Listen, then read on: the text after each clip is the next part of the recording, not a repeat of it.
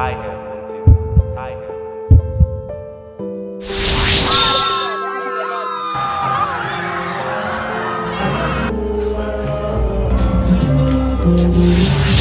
Get ready for my new project. Get ready.